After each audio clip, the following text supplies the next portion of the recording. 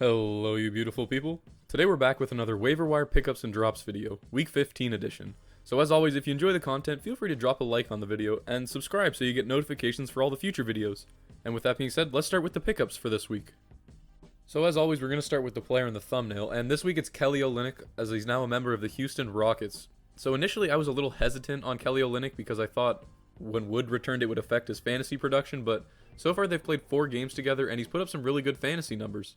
So I'm no longer have that same hesitancy that I once had. I think he's a great waiver wire pickup, especially because like the Rockets are a young rebuilding team. They don't have a lot of talent. So Olynyk's getting quite a few shots up, and he's capable of putting up a good number of points with a respectable rebounding rate. So with that being said, I think he's a great pickup for this week. Just a really solid player. Not going to put up anything too crazy unless he has like a really good game. But overall, there's this like a pretty high baseline for what you're going to get from him, and I think he's a great pickup to have for this week. Next up is Chuma Okeke of the Orlando Magic, and ever since the trade deadline, the Orlando Magic have sort of become like a fantasy goldmine for waiver wire players. If you saw I made a video last week on waiver wire pickups, I had a lot of Magic players mentioned there, and that's going to continue for this week, as I think Chuma Okeke remains a great waiver wire option. He's putting up really solid numbers for a consistent amount of games now where I trust this sort of production out of him. And yeah, I think he's a great pickup. He plays power forward, he can hit the 3-ball, and he's just a really solid player. And then next up is someone that I have attachment issues with. It's going to be Derek White. If you've been following the channel for a while, I have been severely hyping up Derek White, and he clearly hasn't lived up to those expectations, but his production has picked up, and with the amount of minutes he's been playing recently, I think he's a great waiver wire addition. He's getting upwards of like 35 minutes a game, and he's playing back-to-backs now as well.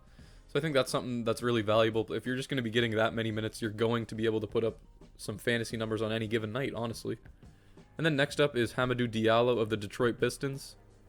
Similarly to the Magic, the Pistons don't have a lot of scoring options, so that opens up a lot of shots for Diallo, more than he was getting on the Thunder anyway. So I think he has the potential to put up some really good fantasy numbers. I definitely watch out for him. Might not be the best right now because he's only playing around 25 minutes a game, but I'd expect that to increase as Detroit really doesn't have that many options to play over him, and I definitely expect his fantasy numbers to increase with his minutes. Then we're going to move on to the GOAT, someone that I told you guys to drop, but I shouldn't have. I should never have given up on my boy Jalen Brunson. Rick Carlisle finally got his head out of his ass and started playing him the minutes he deserves. He's a really smart player if you want. I've talked about Jalen Brunson a lot on this channel. I'm a really big fan of him. Really smart player, really efficient, doesn't turn the ball over a lot. Just an all-around solid contributor, and he's a great scoring punch off the bench for the Mavericks. And he's a really good contributor for your fantasy team because of it. And then next up on our list is going to be James Johnson, who was recently traded from the Dallas Mavericks.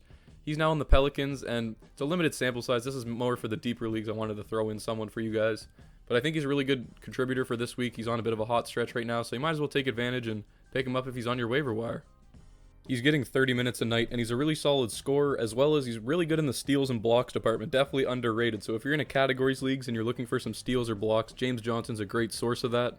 And yeah, if we move on with the next player that I want to talk about is Jaden McDaniels, and he's someone that I'm not too high on for fantasy. I mean, he is a good power forward for the Timberwolves to have, but I just feel like the Timberwolves have a lot of mouths to feed in terms of shot attempts, so Jaden McDaniels isn't going to be able to put up that many points consistently, but he's been on an alright stretch as of late. I'd watch to see how D'Lo's return affects his production, but overall I think he could be a nice add in deeper leagues as well.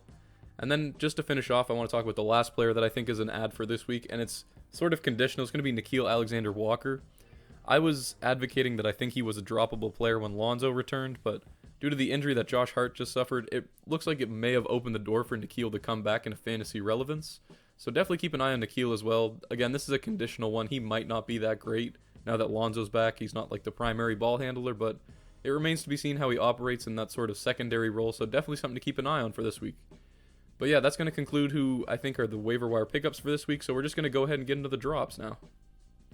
So if you made it this far into the video, to the portion where I just shit on players, consider joining the Discord through the link in the description, because you're clearly not a fantasy casual if you're still watching. It's a really great place if you want to talk about any waiver wire pickups, trade advice, or just any team suggestions in general. So if you're interested in that, the link is in the description, and I definitely recommend. But we're just going to go ahead and get right into the drops category. The first player that I think has become a droppable player in a lot of leagues is Lauri Markkanen. And ever since the Bulls signed Vooch, it's just kind of even hurt Markkanen's production even more. He wasn't a great fantasy player before that for this season. He's just been battling through injuries. And the Bulls just have a lot of players at the front court position. They got Thad Young, Vucevic, and it just looks like Markkanen isn't really going to be that great of a contributor. Then moving on, we got DeAndre Jordan of the Brooklyn Nets. If he's not getting like lobs and not forcibly grabbing rebounds, he just has no value. And the Nets just don't really need him anymore. He's not a very good defender. He's way past his prime. And I just don't think he's really offering a lot of fantasy value if he's just going to be grabbing like at most like 7 rebounds a game and he's not going to be scoring the ball that well. So I think that definitely makes him a droppable player. I'd much rather have some of the guys I mentioned in the pickup section of this video. And then the next player on our list is Malik Beasley. So I feel bad for any Malik Beasley owners out there. Prayers up if you had him on your team. He just got back from that suspension, was super inconsistent, had a good game, then a bad game, and then just kept repeating that, and now he's hurt again. And at this stage in fantasy, you can't really deal with guys that are going to miss extended periods of time. It's just not worth it for you. I'd much rather pick up someone else that's going to contribute right now, especially if you need to make the playoffs or you want a higher playoff seeding. But yeah, it looks like he's going to be out for 4 to 6 weeks, so I definitely drop him. Don't wait too long. Be like, oh, maybe he'll come back for playoffs. It's just not worth it. Just go ahead and get rid of him. In a similar fashion, Malik Monk also out for at least 2 weeks with an injury. Again, you just can't afford to have these guys missing games, especially if they're waiver wire pickups. You might as well just stream their position on your team and look to just pick up another player that's going to contribute right now. And then that's similarly going to continue on again to the last player that I'm going to conclude the video with. It's going to be Josh Hart. And it looks like he's expected to miss a significant amount of time with a thumb injury. So I just go ahead and drop him. It's really not worth your roster position at this point. There's plenty of better options. So sort of with the last 3 of these guys, it's just like if they're going to be hurt, if they're going to miss extended periods of time, the fantasy season does not run for that much longer. So I just go ahead and drop them and pick up someone better. But yeah, that's going to wrap up the video. I hope you guys enjoyed. Thank you very much for watching. This has been Waiver Wire Pickups and Drops for Week 15. Leave your guys' Waiver Wire Pickups and Drops suggestions in the comments below. And as always, have a great rest of your day.